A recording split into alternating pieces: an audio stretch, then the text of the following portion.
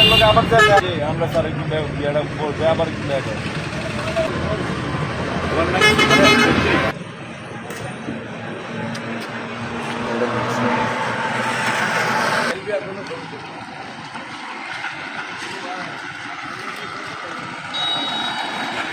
আমি আজকে চরকচিতে একটা দাওয়াতে গেছিলাম, সেখানে আমার মোটরসাইকেলটা রাস্তার পাশে রাখছিলাম।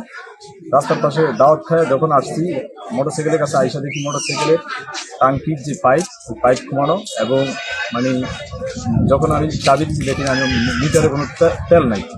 নিচে দিয়ে চায়া দেখতেছি যে তেল পড়তেছে। আমার মোটরসাইকেলের তেল দুর্বৃত্তরা নিয়ে গেছে, মানে কাউকে দেখি নাই।